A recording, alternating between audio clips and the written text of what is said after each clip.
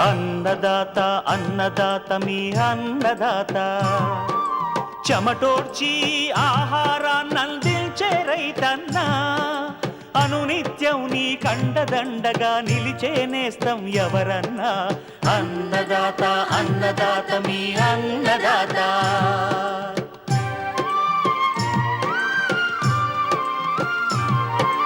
నూతన రీతుల సాగుబడికి నూరింతలు పెరిగే దిగుబడికి సూచనలిచ్చే సస్య రక్షణకు పశు పోషణకి శాస్త్ర విజ్ఞానం అందించి ముందుకు నడిపే తెలుగు రైతు భారతదేశానికి మకుటం అయ్యేలా తీర్చిదిద్దే ఆశయంతో మిమ్ము మేలు కొలిపేది అన్నదాత అన్నదాత అన్నదాత మీ అన్నదాత అన్నదాత అన్నదాత మీ అన్నదాత. అన్నదాత ప్రేక్షకులకు నమస్కారం. ఈనాటి ముఖ్యాంశాలు: కంద సాగులో మెళకువలు,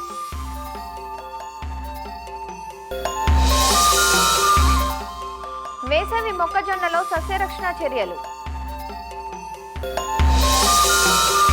వేసవి ఎండలకు వెన్నామి రొయ్యల చెరువుల్లో తలెత్తే ప్రాణవాయువు లోపం, తీసుకోవాల్సిన జాగ్రత్త చర్యలు,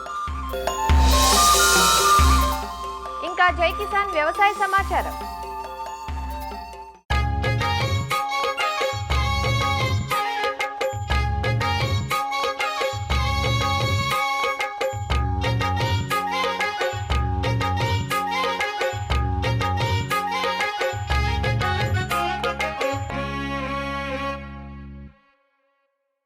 తెలంగాణ జిల్లాల్లో వరి తర్వాత సాగయ్యే ఆహార ధాన్యపు పంటల్లో మొక్కజొన్న ఒకటి. ఖరీఫ్, రబీలో మొక్కజొన్న సాగు సాధారణమే కానీ వేసవిలో మాత్రం నీటి లభ్యత ఉన్న చోట్ల మాత్రమే పసుపు, ప్రత్తి వంటి ఆరుతడి పంటలు తీసిన తర్వాత సాగు చేస్తుంటారు. అలా విత్తిన మొక్కజొన్న పైరు ప్రస్తుతం పెరుగుదల దశలో ఉంది. ఈ దశలో కాండం తొలుచు పురుగు, కత్తెర పురుగుతో పాటు అక్కడక్కడ ఎండు తెగులు కూడా కనిపిస్తోంది. కొన్ని రకాల యాజమాన్య సస్యరక్షణ చర్యలు చేపడితే ఈ చీడపీడలను సకాలంలో నివారించుకునే వీలుందంటూ నివారణా చర్యలను సూచిస్తున్నారు ప్రొఫెసర్ జయశంకర్, తెలంగాణ రాష్ట్ర వ్యవసాయ విశ్వవిద్యాలయం వరంగల్ ప్రాంతీయ వ్యవసాయ పరిశోధనా స్థానం కీటక విభాగం శాస్త్రవేత్త డాక్టర్ ఎస్ ఓం ప్రకాష్. మన తెలంగాణ రాష్ట్రంలో ఈ యొక్క మొక్కజొన్న పంటను ఖరీఫ్ పంటలో కాకుండా యాసంగి పంటగా కూడా సాగు చేస్తున్నాము. ముఖ్యంగా ఎక్కడైతే పత్తి తీసివేసిన తర్వాత, అంతేకాకుండా పసుపు తీసివేసిన తర్వాత కూడా కొన్ని ప్రాంతాలలో నీటి వసతి ఎక్కడైతే అవైలబుల్గా ఉంటుందో అక్కడ ఈ యొక్క మొక్కజొన్న పంటను సాగు చేయడం జరుగుతూ ఉంది. ఈ యొక్క మొక్కజొన్న పంటను తొలి దశ నుంచే వివిధ రకాల చీడ పురుగులు అనేటివి ఆశించి ఎక్కువగా నష్టాన్ని కలుగజేసే అవకాశం ఉంది. చీడ పురుగుల విషయానికి వచ్చినట్లయితే ఈ యొక్క కత్తెర పురుగు, ఈ కాండం తొలిచే పురుగు ఉధృతి అనేది కొన్ని ప్రాంతాల్లో అధికంగా ఉండి పంటకు అధికంగా నష్టాన్ని కలుగజేసే అవకాశం ఉంది. ఈ కత్తెర పురుగు అనేది మనకు 2018 సంవత్సరం నుంచి మన తెలంగాణ రాష్ట్రంలో, అదేవిధంగా మన భారతదేశంలో దీని యొక్క ఉధృతి అనేది గమనించడం జరిగింది. ఈ పురుగు పంట యొక్క తొలి దశ నుంచి చివరి వరకు, అనగా కండ ఏర్పడిన తర్వాత కూడా దీని యొక్క నష్టాన్ని మనకు కలగజేస్తుంది. తొలి దశలో అయితే ఈ పురుగు అనేది తల్లి రెక్కల పురుగు ఆకుల పైభాగంలో లేదా కింది భాగంలో గుంపులు గుంపులుగా గుడ్లను పెడుతుంది. ఈ గుడ్ల నుండి వెలువడిన పిల్ల పురుగులు తొలి దశలో అయితే ఈ మొక్కజొన్న యొక్క ఆకులను గోకి తినడం వలన ఆకులపైన తెల్లని చారలు అనేటివి ఏర్పడతాయి. ఈ విధంగా తెల్లని చారలను గమనించినట్లయితే మన పంటలో కత్తెర పురుగు ఉన్నదిగా గమనించాలి. పురుగు అభివృద్ధి చెందే కొద్దీ ఈ పురుగు అనేది మొక్కజొన్న యొక్క మొగిలోనికి చొచ్చుకొని పోయి ఈ యొక్క అప్పుడే అభివృద్ధి చెందుతున్న యొక్క ఆకులను పూర్తిగా కత్తిరించి వేయడం వలన మనకు నష్టం అనేది వాటిల్లుతుంది. తర్వాతి దశలో మొక్క ఎదుగుతున్న కొద్దీ ఈ పురుగు అభివృద్ధి చెందుతున్న కండెలను కూడా ఆశించి నష్టాన్ని చేయడం వలన మనకు దిగుబడులు తగ్గడానికి ఆస్కారం ఉంటుంది. ఈ యొక్క మొక్కజొన్న పంట వేసినప్పుడు ఇటువంటి లక్షణాలు కనుక గమనించిన వెంటనే సస్యరక్షణ చర్యలు చేపట్టాలి. ఇందులో భాగంగా మొక్కజొన్న పంటల్లో తొలి దశలో ముఖ్యంగా ఈ పురుగు అనేది పంట మొలకెత్తిన 10 నుంచి 15 రోజుల మధ్యకాలంలోనే ఈ పురుగు మొక్కజొన్న పంటను ఆశించి నష్టాన్ని కలగజేస్తుంది. కావున తొలి దశలో ముఖ్యంగా ఈ ఆకులపైన తెల్లరి చారలు గమనించిన వెంటనే ఈ వేప సంబంధిత నూనె 5 మిల్లీలీటర్లు లీటర్ నీటికి కలిపి పిచికారీ చేసుకున్నట్లయితే ఈ యొక్క తొలి దశలో ఉన్న పురుగుల బారి నుంచి పంటను కాపాడుకోవచ్చు. తర్వాతి దశలో కనుక ఈ పురుగు ఉధృతిని కనుక గమనించినట్లయితే ఈ క్లోరాంత్రానిప్రోల్ అనే మందును 60 మిల్లీలీటర్లు 1 ఎకరానికి, అంతేకాకుండా స్పైనిటోరం అనే మందును 100 మిల్లీలీటర్లు ఒక ఎకరానికి కనుక మొక్క యొక్క సుడుల్లో పడే విధంగా పిచికారీ చేసుకోవాలి. అయితే ఈ కత్తెర పురుగు నివారణ చేసేటప్పుడు రైతు సోదరులు గుర్తుంచుకోవాల్సిన విషయం ఏమిటంటే, ఈ యొక్క మందు పిచికారీ చేసే సమయంలో ఈ యొక్క మందు మొక్క యొక్క మొగిలో పడే విధంగా పిచికారీ చేసుకున్నట్లయితే ఈ పురుగు యొక్క ఉధృతిని తగ్గించుకొని అధిక దిగుబడులు పొందడానికి ఆస్కారం ఉంటుంది. ఒకవేళ పంట తర్వాతి దశలో అనగా చివరి దశలో కనుక ఈ యొక్క పురుగు కనుక ఆశించి మనము నష్టాన్ని కనుక గమనించినట్లయితే మనకు ఈ విషపేరును తయారు చేసుకొని ఈ యొక్క పురుగును సమర్థవంతంగా నివారించుకోవచ్చు. ఈ యొక్క కత్తెర పురుగుతో పాటు ఈ యొక్క మొక్కజొన్న పంటలో ప్రధానంగా యాసంగి పంటలో కనుక తీసుకున్నట్లయితే ఈ యొక్క కాండం తొలిచే పురుగు ఉధృతి అనేది ఎక్కువగా ఉంటుంది. ఈ కాండం తొలిచే పురుగు కూడా మనకు 2 రకాల కాండం తొలిచే పురుగులు ఉంటాయి. అందులో ఒకటి మచ్చల కాండం తొలిచే పురుగు, రెండోది గులాబీ రంగు కాండం తొలిచే పురుగు. ముఖ్యంగా ఈ యాసంగి పంటలో వచ్చే గులాబీ రంగు కాండం తొలిచే పురుగు అనేది తొలి దశలో ఈ పంటను ఆశించి ఎక్కువగా నష్టాన్ని కలగజేస్తుంది. ఈ యొక్క తల్లి రెక్కల పురుగు అనేది ఆకుల భాగంలో గుడ్లను పెడుతుంది. కింది భాగంలో ఈ గుడ్ల నుండి వెలువడిన పిల్ల పురుగులు కాండంలోనికి చొచ్చుకొని పోయి లోపల ఉండే పదార్థాన్ని పూర్తిగా తినివేయడం వలన ఈ యొక్క మొక్క అనేది సుడి అనేది పూర్తిగా చనిపోవడం మనం గమనించవచ్చు.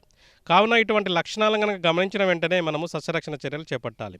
ఈ కాండం తొలిచే పురుగు కూడా మనకు కత్తెర పురుగు మాదిరిగా పంట మొలకెత్తిన 10 నుంచి 15 రోజులకే ఆశించి నష్టాన్ని కలగజేస్తుంది. కావున తొలి దశలో అయితే అనగా 2 నుంచి 4 ఆకుల దశలో ముఖ్యంగా మోనోక్రోటోఫాస్ అనే మందును 320 మిల్లీలీటర్లు ఒక ఎకరానికి లేదా క్లోరాంత్రానిప్రోల్ అనే మందును 60 మిల్లీలీటర్లు ఒక ఎకరానికి పిచికారి చేసుకున్నట్లయితే ఈ యొక్క తొలి దశలో వచ్చే కాండం తొలిచే పురుగు బారి నుంచి ఈ యొక్క పంటను కాపాడుకోవచ్చు.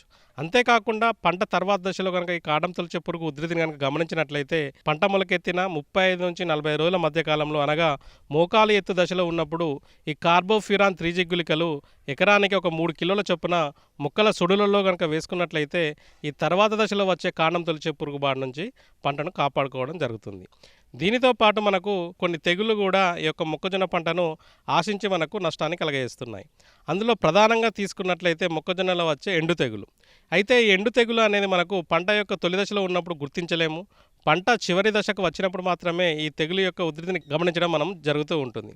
కావున ఎండు తెగులు ఒకసారి వచ్చిన తర్వాత ఎటువంటి సస్యరక్షణ చర్యలు చేపట్టినా కూడా ఉపయోగం ఉండదు. కావున దీనికి ముందుగానే జాగ్రత్త చర్యలు వహించాలి. ముఖ్యంగా ఈ ఎండు తెగులు నివారణ కోసము పంట మార్పిడిని విధిగా పాటించాలి. అంతేకాకుండా మొక్కజొన్న పంట వేసుకునేటప్పుడు ఈ యొక్క ట్రైకోడర్మా విరిడితో విత్తన శుద్ధి చేసుకొని విత్తుకున్నట్లయితే ఈ యొక్క ఎండు తెగులు బారి నుంచి కొంతవరకు పంటను కాపాడుకోవచ్చు. అంతేకాకుండా పంట లేని సమయంలో ఈ యొక్క ట్రైకోడర్మా విరిడిని ఈ యొక్క పశువుల వేడలో అభివృద్ధి చేసుకొని మనము పంట లేని సమయంలో వేసుకున్నట్లయితే ఈ భూమిలో ఉండే శిలీంధ్రం ద్వారా ఈ ట్రైకోడర్మా విరిడి అనేది ఆ యొక్క ఎండు తెగులు శిలీంధ్రాన్ని తక్కువగా చేసి తర్వాతి పంటకు ఈ యొక్క ఎండు తెగులు రాకుండా పంటను కాపాడుతుంది.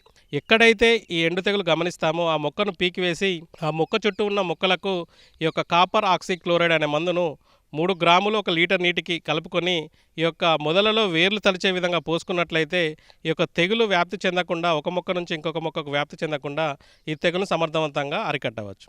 దీంతోపాటు ముఖ్యంగా మొక్కజొన్నలో కొన్ని ప్రాంతాల్లో తీసుకున్నట్లయితే ఆకులపైన మచ్చలు అనేటివి రావడం జరుగుతూ ఉంటుంది.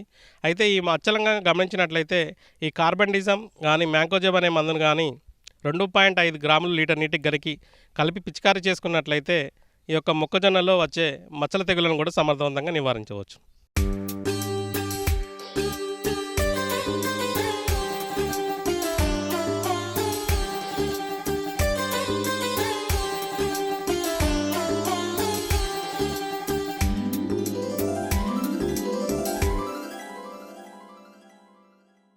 కూరగాయ పంటల్లో కంద ఇటీవల ప్రాధాన్యత సంతరించుకుంది.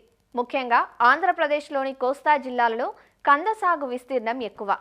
మార్కెట్ అవకాశాలు విస్తృతమవ్వడం, ధర పతనమైన సమయంలో దుంపను తవ్వకుండా భూమిలో అలానే ఉంచేసి ఇతర పంటలను సాగు చేసే అవకాశం కంద సాగుపై ఆసక్తిని పెంచుతున్నాయి.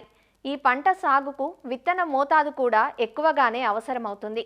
కాబట్టి విత్తన ఎంపిక నుంచే రైతులు జాగ్రత్తలు తీసుకోవాలి. విత్తనం ఎంపికతో పాటు యాజమాన్యంలోనూ శాస్త్రీయతను పాటిస్తే కంద నుంచి ఎకరాకు 30 టన్నులకు పైగా అధిక దిగుబడులు సాధించే అవకాశం ఉంది. ఖరీఫ్ పంటగా కందను మే మాసంలో నాటుకుంటారు.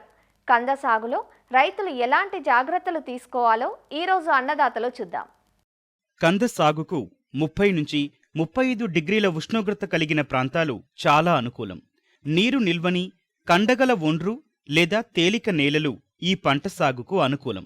కందదుంపలు సుమారు 45 నుంచి 60 రోజులు నిద్రావస్థలో ఉండి తర్వాత మొలకెత్తుతాయి. సాధారణంగా కందను మే, జూన్ నెలల్లో నాటితే అధిక దిగుబడి వస్తుంది. ఖరీఫ్ పంటను ఏప్రిల్ నుంచి జూన్ వరకు నాటుకొని నవంబర్ నుంచి జనవరి మాసంలో తవ్వుకోవాలి. రబీ పంటను నవంబర్ నుండి జనవరి వరకు నాటుకొని జూన్ నుండి ఆగస్టులో తవ్వుకోవాలి. కంద సాగుకు శ్రీ పద్మ, శ్రీ అతిర, గజేంద్ర, NDA 9, BCA 1 రకాలు అనుకూలంగా ఉంటాయి. మన దేశంలో అధిక దిగుబడినిచ్చేది గజేంద్ర రకం.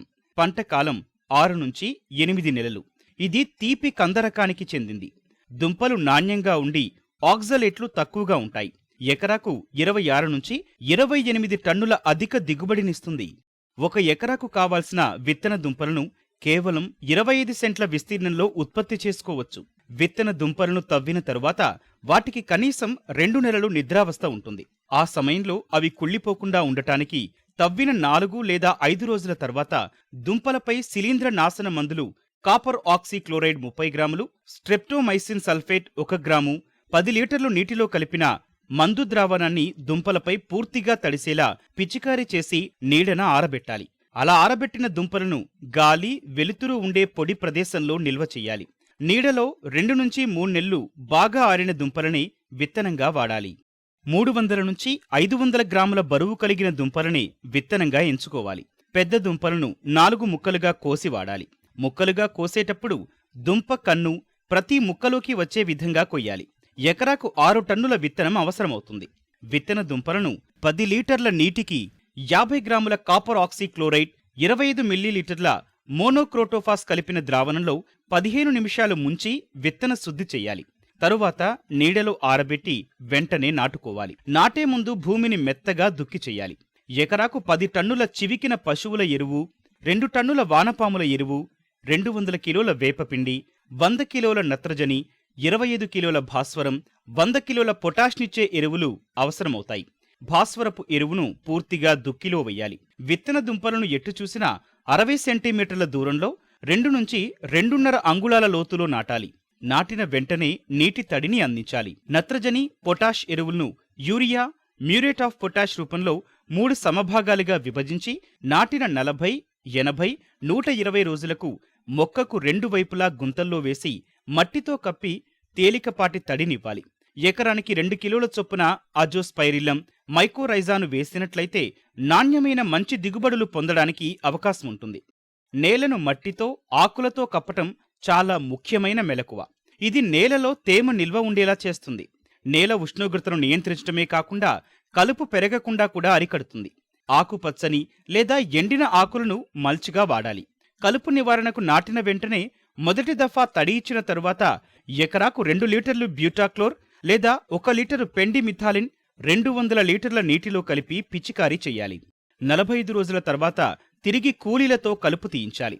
కాలమాన పరిస్థితులు గమనించి 6 నుంచి 10 రోజుల వ్యవధితో నీటి తడులు పెట్టాలి. వేసవిలో 4 నుంచి 5 రోజులకు తడి ఇవ్వాలి. ఎరువులు వేసిన ప్రతిసారి తేలికపాటి తడి ఇవ్వాలి. ఎప్పుడూ నీరు నిల్వ ఉండకూడదు. పంట కోత దశకు వచ్చినప్పుడు నీరు పెట్టకూడదు. నీటి తడులు సరిగా లేనప్పుడు ఇనుపధాతు లోపంతో ఆకులు తెల్లగా మారతాయి. ఇనుపధాతు లోపాన్ని సవరించడానికి లీటరు నీటికి 5 గ్రాముల అన్నభేది, 1 గ్రాము నిమ్మ ఉప్పు కలిపి వారం రోజుల వ్యవధిలో 2 సార్లు పిచికారీ చెయ్యాలి. కందలో ప్రధానమైన సమస్య మొదలు కుళ్ళు తెగులు. నేలలో ఉండే స్కిరోషియం అనే శిలీంధ్రం వల్ల ఈ వ్యాధి కలుగుతుంది. నీరు నిల్వ ఉండటం, మురుగునీటి సౌకర్యం లేకపోవడం, యంత్రాల వల్ల మొక్క మొదలు ప్రాంతంలో దెబ్బ తగలడం వల్ల ఈ వ్యాధి వచ్చే అవకాశం ఎక్కువగా ఉంటుంది. మొదట మొక్క మొదలు వద్ద గోధుమ రంగు మచ్చ ఏర్పడి అది కాండం పైకి వ్యాపించి మొక్కంతా పసుపు రంగులోకి మారుతుంది. వ్యాధి తీవ్ర రూపంలో ఉన్నప్పుడు మొక్క పడిపోయి అధిక నష్టం జరుగుతుంది.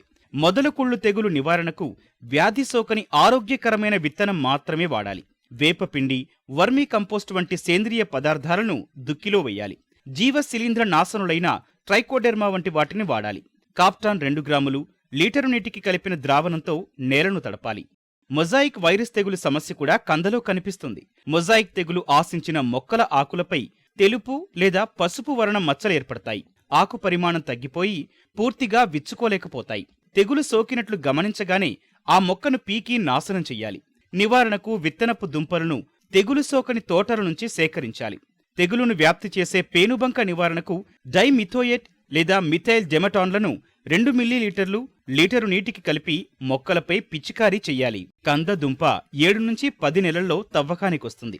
ఈ సమయంలో ఆకులు పసుపు రంగులోకి మారి నేలపై పడిపోతాయి. దుంపలను జాగ్రత్తగా తవ్వి వేర్లను మట్టిని తీసి శుభ్రం చేసి మార్కెట్కు పంపాలి. దుంపలను 2 నుంచి 3 నెలల వరకు నిల్వ ఉంచవచ్చు. ఈ విధంగా కంద సాగులో తగిన జాగ్రత్తలు తీసుకున్నట్లయితే రైతులు ఎకరాకు 25 నుంచి 30 టన్నుల అధిక దిగుబడిని పొందే అవకాశం ఉంటుంది.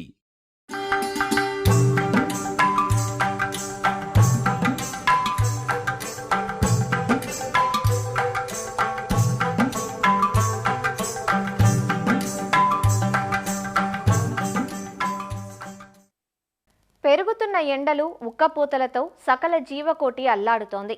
వేసవి వచ్చిందంటే అందరికీ ఇక్కట్లే. మరీ ముఖ్యంగా వ్యవసాయ అనుబంధ రంగాల వారు నానా అగచాట్లు పడుతుంటారు. రొయ్యల చెరువుల్లోనైతే పెరిగే ఎండల వల్ల నీటి ఉష్ణోగ్రతలు పెరిగి రంగులోనూ నీటి గుణగణాల్లోనూ మార్పు వస్తుంది.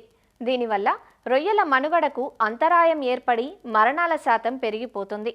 రొయ్యల చెరువుల్లో వేసవి కాలంలో కనిపించే ప్రధాన సమస్య ప్రాణవాయువు లోపం. దీన్నే డివో సమస్యగా రైతులు వ్యవహరిస్తుంటారు. ఆక్సిజన్ లోపిస్తే చాలా వరకు రొయ్యలు మృత్యువాత పడే ప్రమాదం ఉంటుంది. అసలు రొయ్యల చెరువుల్లో ఆక్సిజన్ లోపం తలెత్తడానికి కారణాలేమిటి? అధిగమించే మార్గాలేవి? ఆచార్య ఎన్జీ రంగా వ్యవసాయ విశ్వవిద్యాలయం ఉండి కృషి విజ్ఞాన కేంద్రం మత్స్య శాస్త్రవేత్త డాక్టర్ ఏ శ్రీనివాసరావు నుంచి తెలుసుకుందాం. మన ప్రాంతాలు ఎక్కువగా మనం ఈ రొయ్యలను ఎక్కువగా పెంచుతాం. అందులో కూడా వెన్నామి రొయ్యల్ని ఎక్కువగా పెంచుతున్నాం. ఈ వెన్నామి రొయ్యలు ఏంటంటే మనకు చాలా వరకు మంచి పంట వస్తుందని చెప్పి వేసవికాలంలో స్టాక్ చేయడం జరుగుతుంది. ముఖ్యంగా ఏంటంటే నీటి నాణ్యత.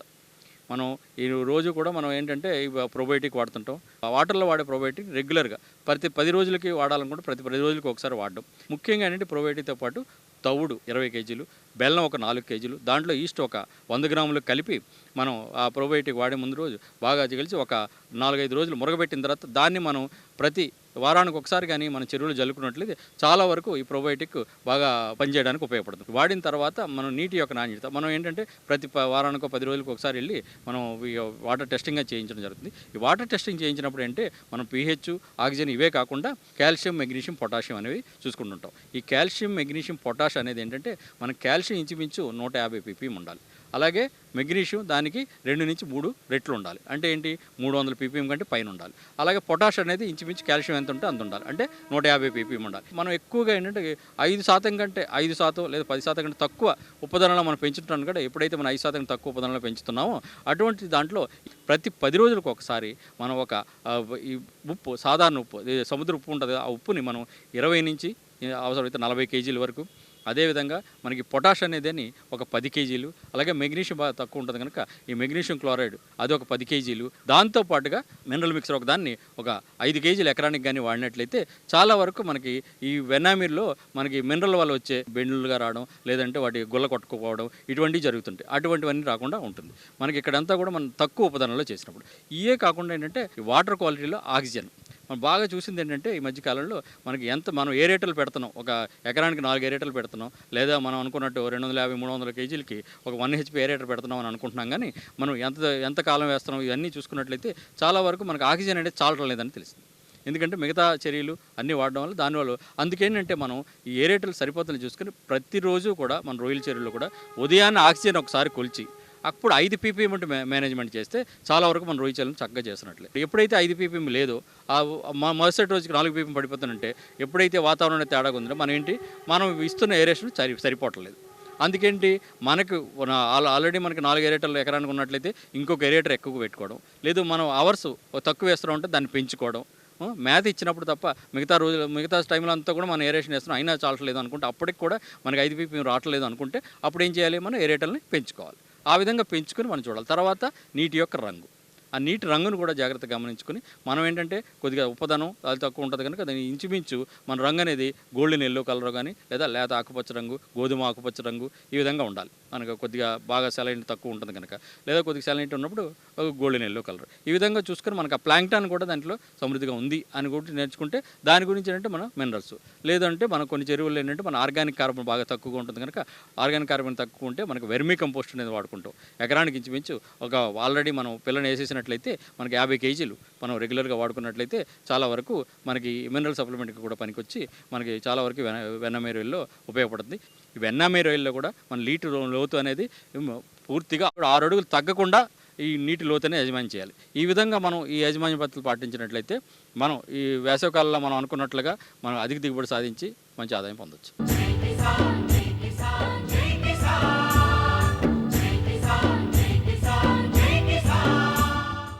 వ్యవసాయ సమాచారం ఇప్పుడు జై కిసాన్లో చూద్దాం. అనంతపురం జిల్లా వజ్రకరూరు మండలం వెంకటాంపల్లి గ్రామంలో రైతు శిక్షణ కార్యక్రమం జరిగింది. ప్రకృతి వ్యవసాయ విధానాలను పెంపొందించేందుకు రైతు సాధికార సంస్థ, రైతు సేవా కేంద్రాలు సంయుక్త కార్యాచరణతో ముందుకు సాగుతున్నాయని అధికారులు చెబుతున్నారు. ఎల్నినో ప్రభావంతో వర్షాభావ పరిస్థితులు పెరిగే అవకాశం ఎక్కువగా ఉన్న నేపథ్యంలో రాబోయే పంట సీజన్లలో రైతాంగాన్ని ఎలా సన్నద్ధపరచాలి అనే అంశంపై చర్చించారు. ఇందులో భాగంగానే ప్రకృతి సేద్య విధానాలను అవలంబిస్తున్న రైతుల పొలాలను సందర్శించారు. జీవామృతాల తయారీతో పాటు పీఎండీఎస్ విధానంపై అవగాహన కల్పించినట్లు వ్యవసాయ అధికారులు చెబుతున్నారు. ఎల్నినో ప్రభావము వలన వాతావరణం మార్పులు రానున్న ఖరీఫ్ తర్వాత రబీ సీజన్స్లో గమనిస్తామని వాతావరణ శాఖ వారు తెలియచేయడం జరిగింది. ఈ ఎల్నినో ప్రభావం వలన మనకి అధిక ఉష్ణోగ్రతలు, వడగాలులు వేసవిలో మనం గమనిస్తాము. తర్వాత కరువు పరిస్థితులు, వర్షాభావ పరిస్థితులు కూడా రానున్న పంట కాలంలో ఖరీఫ్ సీజన్లో మనం గమనించగలము. భారతదేశము దక్షిణ మధ్య ప్రాంతంలో ఈ నైరుతి ఋతుపవనాలు బలహీనపడడం ద్వారా మనకి వర్షాలు తక్కువగా కురుస్తాయి. వర్షాలు సరిగ్గా రాకపోవడం చేత సాగు విస్తీర్ణము తగ్గిపోయే అవకాశాలు ఉన్నాయి. అందుకని రానున్న ఖరీఫ్ రబీ సీజన్ 2026 ఈ ఎల్నినో ప్రభావాన్ని, ఈ ఉష్ణోగ్రతలకు తగ్గట్టుగా మనం వ్యవసాయంలో, ఉద్యానవన పంటల్లో మనం ఎలా ముందుకు వెళ్ళాలి, రైతాంగాన్ని ఎలా ఈ పరిస్థితులకు మనము సిద్ధపరచాలి అన్న అంశంతో ప్రకృతి వ్యవసాయ సాగు పద్ధతుల మీద క్షేత్రస్థాయిలో రైతు సాధికారిక సిబ్బంది మరియు రైతు సేవా కేంద్ర సిబ్బంది కలిసి ప్రకృతి వ్యవసాయ సాగు పద్ధతుల మీద ప్రధాన సీజన్కి ముందుగానే ఒక 70-80 రోజుల ముందు ఈ పిఎండిఎస్ అనే ఒక సాగు పద్ధతి, ప్రీ మాన్సూన్ డ్రై సోయింగ్, పంట కాలానికి ముందే ఒక 80 రోజుల ముందు 8 రకాల పంటలు, ఆకుకూరలు కావచ్చు, లేక గోంగూర, గోరుచిక్కుడు, బెండ, ఇటువంటి పంటలను పెల్లెటింగ్ ద్వారా విత్తన గుళికలు తయారు చేసుకొని ఇవి వెదజల్లినప్పుడు ఖరీఫ్ సీజన్కి ముందు మనకి వర్షం వచ్చినప్పుడు ఇవి మొలకెత్తుతాయి. దీని ద్వారా ఆకుకూరలు, తర్వాత గోంగూర లాంటివి 30-35 రోజులకి ఈ పంటలు వస్తాయి. రైతుకి ఆదాయం అనేది ఉంటుంది. సంవత్సరం పొడవునా కూడా 365 రోజులు ఈ పంట భూమిని కవర్ చేసే విధంగా ఉంటుంది. దీనివలన సాయిల్ ఆర్గానిక్ కార్బన్ అన్నది, తర్వాత భూమి సారవంతం కావడము, భూమికి నీటిని పట్టుకునే సామర్థ్యము పెరగడము, భూసారం అనేది కూడా పెరుగుతుంది. మరిన్ని విభిన్న అంశాలతో రేపటి అన్నదాతలో మళ్ళీ కలుసుకుందాం. నమస్కారం. అన్నదాతలు తమ సందేహాలు, సమస్యలను 1-800-425-4085 టోల్ ఫ్రీ నంబర్లో ఉదయం 10 నుంచి 11 గంటల మధ్య పని దినాలలో సంప్రదించగలరు. ఈ కార్యక్రమాన్ని యూట్యూబ్లో www.youtube.com/అన్నదాత ఈటీవీ లింక్ ద్వారా వీక్షించవచ్చు.